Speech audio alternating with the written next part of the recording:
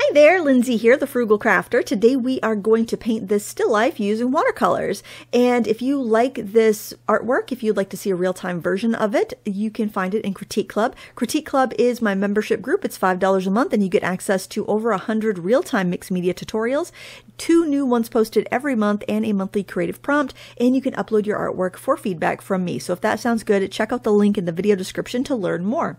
I'm starting off by sketching with a water-soluble graphite pencil. And this is a Derwent Graphitin in the color Cool Gray, but any water-soluble graphite will work really well for this. And I'm sketching on some 100% cotton watercolor paper. This paper is by Meeden. It is a very affordable cotton paper, and I highly recommend it if you're looking to up your game. It performs like the most expensive papers, but it just costs a fraction of the price. You can find it on Amazon or Meeden.com, and I will have links to those. I have a coupon code you can use at Meeden if you're shopping there.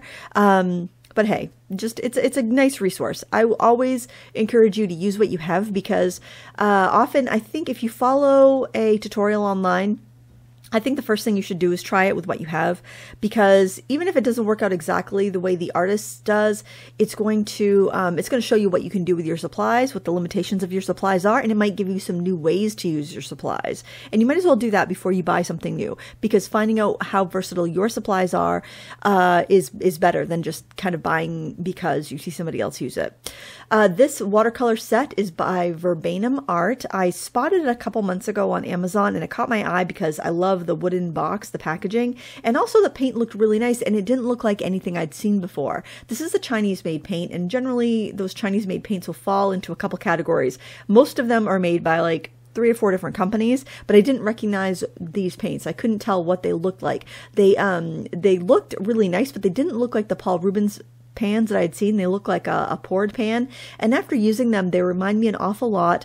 I don't think they are, but they remind me a lot of Schmincke watercolors from the tube. Like when I take tube Schmincke watercolors and dry them down in pans, that's exactly how they behave. So if you like that, you might like this set. This set was $45 when I bought it. The price went up to $65, but I have a hunch that it might go down back to $45 again on Black Friday.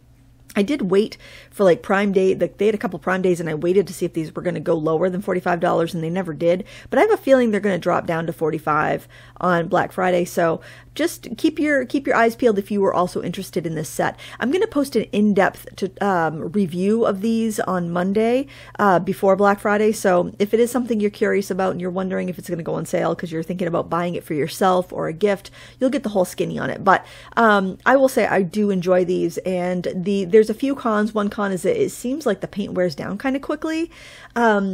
But other than that, it's great. The packaging is high quality. The brush that comes with it is super nice. The palette in there is plastic, and I would have preferred ceramic, but it's very thick and it comes out for cleaning. So yeah, I really have no qualms with this set. And if the price goes back to $45, I'm going to be super thrilled with it. So something that I've been doing lately is adding ink after I do a watercolor painting. And this is a gray waterproof pen. It's by the company Uniball. It's called a Unipin pen, and the tip on this pen is very similar to the Tombow Funosuke pen. It's like a flexible plastic nib, but they call it a brush nib, but it's really not a brush. It's not like a felt tip or like a bristle brush. It's almost like just a flexible nib, and you can vary your line weight by just pressing your pen more. And I love that because then I can just do everything I need with one pen. I don't have to have a bunch of different fine liners. Now that said, you're not going to get a super duper fine line like you would with a like a 0.05 or a 0.0. You could probably get like a 0.05 line, but I would say maybe a 0.03 would be as small as you're going to go with a Unipin. Maybe you have better control than I do and you can get it even finer. But if you want those super fine, like the 0.005 or 0.01, you're going to need a you'd probably need like a dedicated fine liner for that. But I really like them. I don't generally need to go that fine, especially on watercolor paper. I don't use those really fine nibs anyway. I just use a lighter pressure on a thicker pen because it's just so hard on those traditional felt tip fine liners, in my opinion. But these Fudnosukis and uni pins work great on watercolor paper, and I really like them.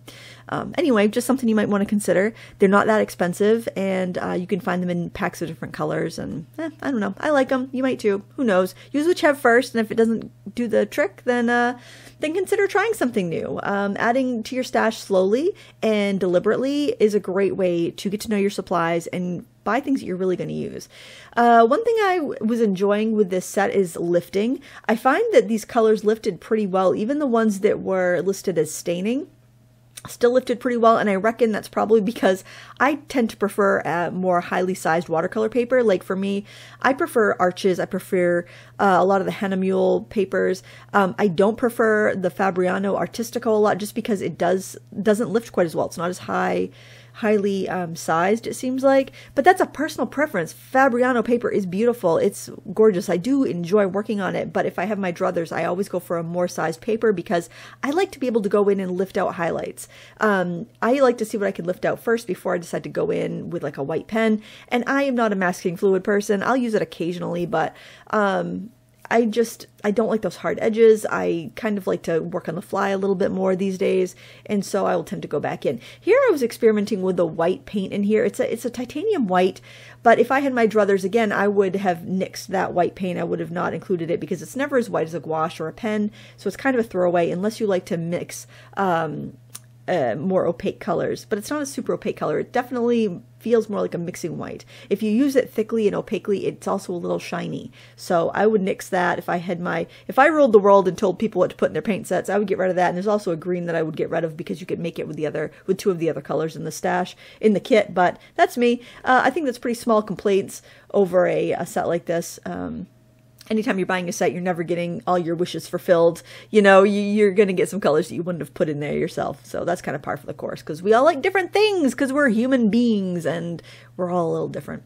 I'm using some gel pens and some paint pens to bring back my white shininess and to kind of try to nudge that weird little cocktail glass back into some symmetry, because it is, my drawing game was not on point when I sketched that out, and I'm not too proud to admit it. We all have our failures, and I'm here to tell you when they are, because I think kind of coming out of that and fixing it is good to know, because we all walk ourselves into a box, right? We all paint ourselves into a corner, and they're like, well, how are we going to salvage this? Well, so I'm here to tell you how to salvage it.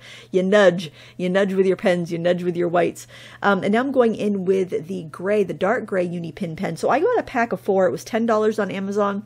And I'll link to that too in case you're interested. But it had a dark gray, light gray, black, and sepia, I believe. And honestly, I thought when I bought it, I thought there was a dark brown and a sanguine and a sepia, but there were 2 grays. But I'm actually enjoying those grays. I do enjoy sketching with sepia pens. I just think it's a little bit less harsh.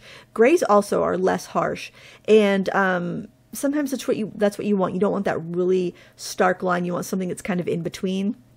So that's kind of fun. Plus I used a Payne's Gray watercolor paint on the surface of the tabletop surface, so it doesn't look too jarring, I don't think, to use a gray pen. I did find that I needed that definition just because my sketch was really loose and I didn't spend as much time as I probably should have on the sketch. And that's honestly when my work falls apart. It's usually because, and where I have to spend so much time on the back end is because I did not spend enough time drawing. And, you know, it wouldn't have been a bad idea to draw it on scrap paper and then use like a graphite paper to transfer it. That wouldn't have been a bad idea either. But, you know, I was just so excited to jump in and start playing with these paints that I ended up having to spend a little bit more time fussing at the end because I had to correct some errors that I made by rushing my sketch at the beginning. And, you know, that's unfortunately what happens with me quite a bit. You can see the foot of that glass is just not where it's at, but you know, hey, that's where it is. And for some reason I'm going through that book, probably because I had something to say to the Critique Club members. But anyway, here it is. It's not too bad. It's kind of fun. I enjoyed painting it and I enjoyed using these watercolors, and I hope you find this helpful if you were either considering joining Critique Club or considering one of these products I used today. I hope it just inspires you and it gets that brush wet, because that's the point. You gotta paint if you want to be a better painter. You can spend money on classes, you can spend money on supplies, but if you're not willing to sit down there and draw and paint, you're not going to get any better. So please do that today. Have some time to be creative and know that I am rooting for you. Thank you so much for watching. Until next time, happy crafting. Bye.